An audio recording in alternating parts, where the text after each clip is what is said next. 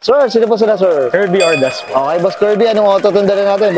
Just GD IDSI 2007 1.2. Yun, kompleto na mga kauto. Boss, ito, regarding inspired tayo, ano bang inspired natin, boss? So, ang build ko po talaga is inspired siya ng Mugen. Mugen. Yun, Boss Kirby, syempre very curious ang mga kauto natin. Paano po ba kayo nahilig sa pagkukotse, boss? So, nahilig po ako sa pag-auto simula nung nagkaroon kami ng Civic FD.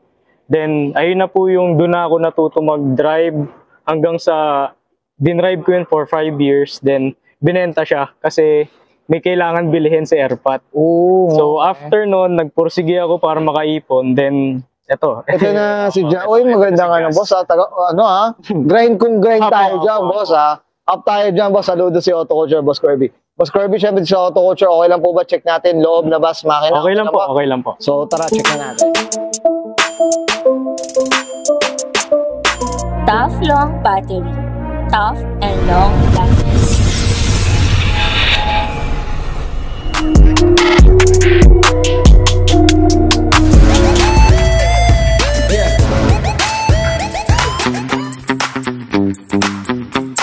Okay, usapang interior tayo, Boss Kirby. Anong meron dito, boss? So, sa interior is stock pa lang naman. So, wala pa akong na-upgrade dito sa loob.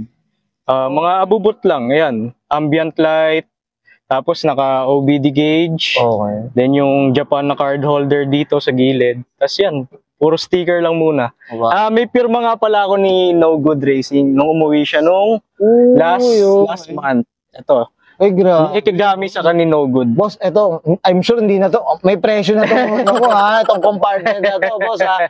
Ay, grabe, no? Ang swerte rin talaga ng mga chance na ganyan. Opo. Tama ba, Boss Kirby? Once a lifetime lang talaga siya. Tama.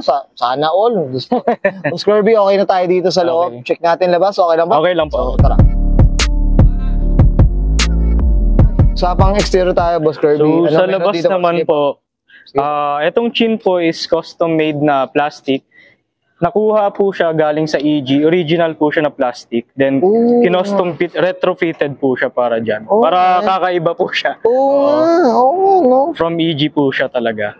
Okay. So, talagang retrofit siya, Opo, boss. retrofit. Okay.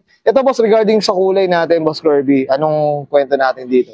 Sa kulay po, nakuha ko po talaga siya ganyan na. Then, nung nakuha ko siya, inalagaan lang sa wax, sa kabapping. Wala pa akong napaparetouch dito, kaya may mga gas-gas. May mga tama. Pero once na kompleto ko na. Ito, nakompleto ko na kasi yung kit. So, I'm planning to wash over na para makinis na siya. Abangan natin na, Boss Kirby. Pwede na tayo mag-party dyan, boss. Pa medyo, Boss, ito, regarding mags, suspension. Yung mags po is Rotagrid 1.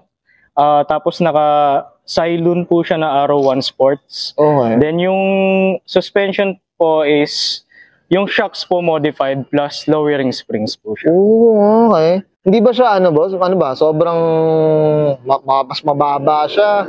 Kasi parang doble na, no? Ano po kasi siya eh. Actually, nakasagad po talaga siya. Nilift ko lang po siya. Meron siyang rubber lifter sa loob. Kasi nga, ang hirap ng kalsada sa atin. Kaya inangat ko siya ng konti. Nabanggit mo ba, boss? Okay. Ayun ang mga koto. Kumbaga, modified na, tapos naka-lowering pa up tayo dyan. Boss, ito sa mga skirt natin. Sa side skirt po is MMC modulo lang po siya. Stock. Okay. Kakakuha ko lang din po kaya wala pa siyang paint. Mainit-init pa daw. Bago pa po yan. Mainit-init pa. Yun, okay. Boss, ito mga salamin natin. Ano ba? Tinte? Salamin po is naka-magic tint but gagawin ko po yung clear tint. Papalitan ko. Inaantay ko lang siya mag-expired. Doing pa more pa ba? Boss Kirby? Okay. Kasi ito mga koto, medyo tinitingnan natin itong, ito nabanggit nga natin kay Boss Kirby regarding on the Jazz. Ayan, no? Diyos ko. Another gastos na naman to. Gastos na naman ba? Boss, ito sa likod, ano bang Sa likod po, wiper delete. Then, Ichiko na taillights. Then, sa muffler naman po is Kakimoto na, ayan po, 06NR.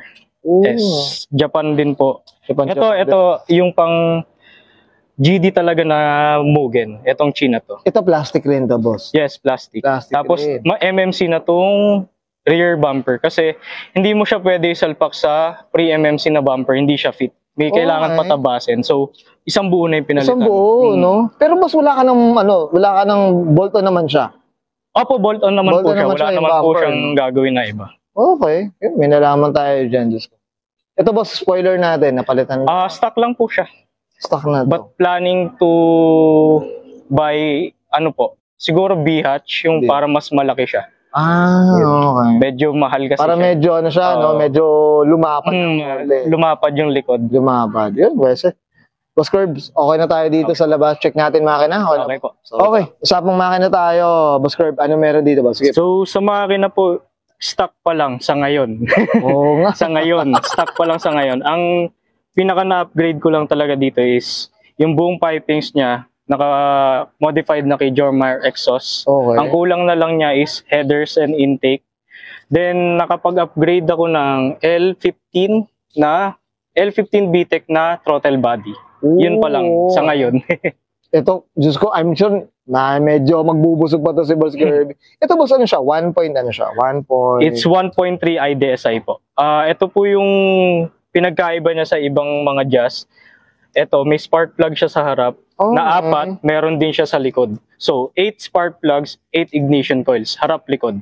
Grabe. So, ayun yung nakakatulong sa kanya na makasabay. Parang ayun yung technology na ginamit.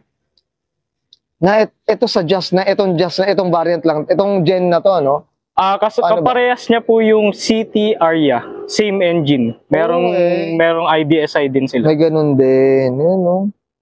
Yan pala yung kasi mga auto, nag-aaral tayo dyan sa mga Jazz na yan, ha? Diyos ko. Ito, boss, regarding consumption, maintenance, kamusta naman, Boss Kirby? Sa maintenance naman po, since nakuha ko kasi siya, inubos ko talaga lahat ng kailangan ipagawa. So, hindi na ako problema doon. After ko mapagawa na lahat ng sira niya. Sa consumption naman po, masasabi ko, parang nakamotor. Ano mo to? Parang nakamotor. Na hindi ka na baka Parang nakamotor siya. Oo, mga ka-auto. Naka-aircon ka pa, mga ka-auto, Diyos ko. Yun, no? Abangan natin to, Boss Kirby, ha? Pag talagang nag-party na tayo dito. Yun, Wesley. Boss Kirby, okay na tayo dito ba? Okay na po. Yan, okay, yan guys, nakita natin interior, extra engine bay, syempre usapang Mugen inspired tayo dito kay Boss Kirby Ordas. Boss Kirby, syempre shoutout na tayo, Boss Kirby, go po. So, shoutout lang po muna sa girlfriend ko po. Ito, kasama ko siya ngayon. Tapos, shoutout din po sa mga tropa ko, sa grupo ko po, Illustrious Click. Then, sa mga kaibigan ko po sa Las Piñas, na hindi sumama ngayon. Yan, Yun lang po. medyo maulan daw kasi, Maulan boss. daw po. Oo, medyo maulan daw. Yan, syempre. Boss Kirby, okay na, boss? Okay na po. Okay, so guys, bayan ka, Sir Kirby Ordas, pasa yung 2007, usapang Honda Jazz, usapang pre-MMC, usapang Mugen inspired, and this is Auto Ultra. Thank you po.